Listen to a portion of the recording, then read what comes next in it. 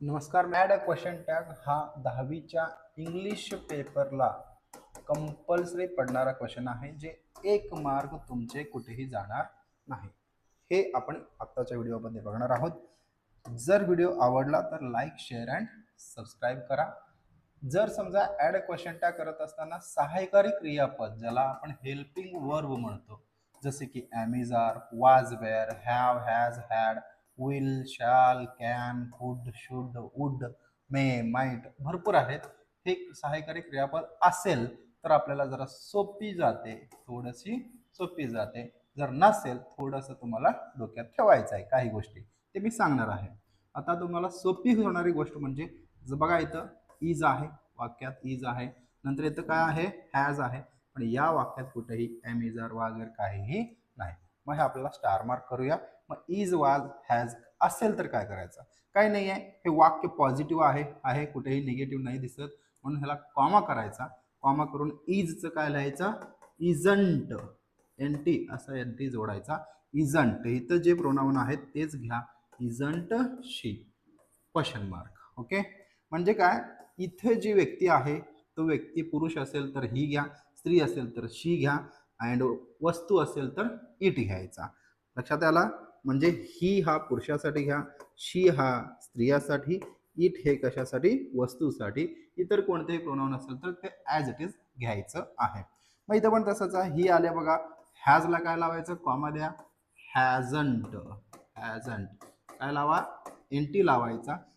ही असेल तर ही ऑलरेडी आहे, तसंच लिहा. आता येऊया मेन मुद्द्यावर, जे तुम्हाला थोडंसं अवघड वाटणार आहे.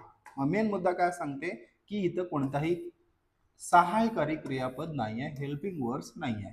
तेव्हा काय करायचा, वाक्य जो हेल्पिंग वर्ब नसेल तर तो असणार आहे simple present tense, simple present किंवा पास्ट मध्ये असणार आहे. ठीक आहे.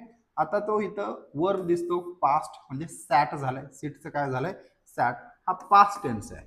पास्ट टेन्स असेल तर काय घ्यायचा, डिडंट घ्यायचा. काय घ्यायचा, डिडंट.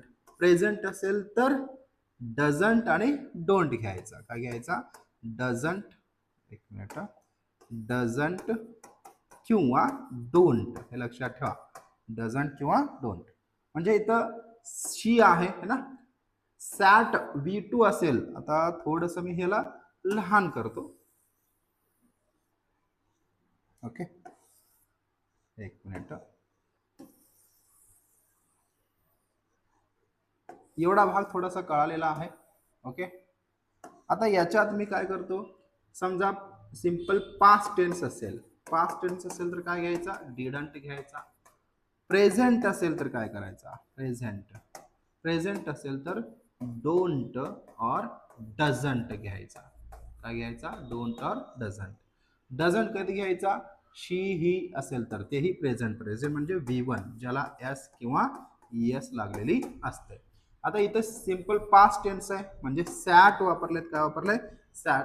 मग she simply sat there, she simply sat there. मग सॅट असेल तर काय वापरायचं आपल्याला, डिडंट वापरायचं. काय वापरायचं, डिडंट. कॉमा घ्या, डिडंट घ्या.